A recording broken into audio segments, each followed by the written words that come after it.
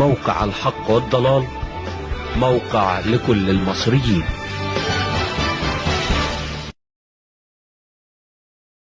بكل التحية لك خبير اقتصادي يكشف موعد ارتفاع أسعار سعر الدولار. لا هو يطلع تاني ولا ايه؟ ده تصريح للدكتور رشاد عبده الخبير الاقتصادي المعروف.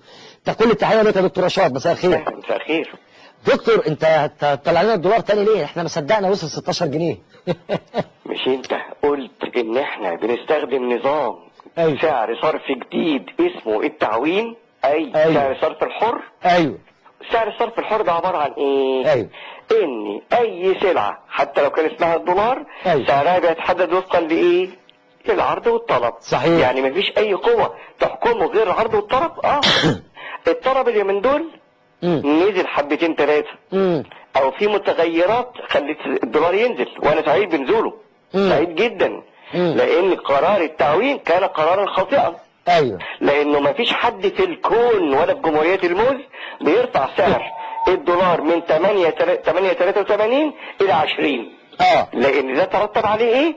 ترتب عليه بلاوي. ايه هي؟ ان المواطن حس فجأة ان الاسعار زادت ب 100 جنيه ونص كمان، غير يعني يبقى ب 14 ونص. لا ما ذلك، انما هيوصل في حدود 15 ويقعد شويه صغيره ويطلع تاني لمده شهر او شهر ونص وهيطلع تاني. يخليه يطلع. الزاويه اللي خليته نزل باختصار شديد انه مجموعه امور. واحد، ان البنك المركزي تحول من سعر الصرف الحر الى سعر الصرف الحر المضار وتدخل عشان يحكم الارقام. ده نمره واحد. اثنين، البعد النفسي، ان البنك المركزي طلع في السوق وده شيء كويس ان احنا خدنا لاحتياجاتنا وكفينا احتياجات المستوردين والاحتياجات زاد ل 26.3 واللي عنده دولار ده يبقى بكره 8 جنيه.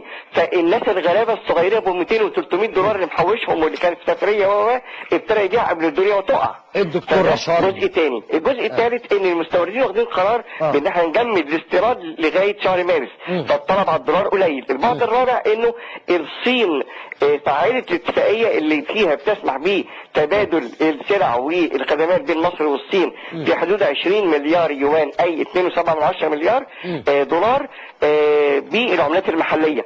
فكل الاسباب دي كلها كانت كثيره ان سعر الدولار ينزل. انما اذا هيوصل لكام يا دكتور؟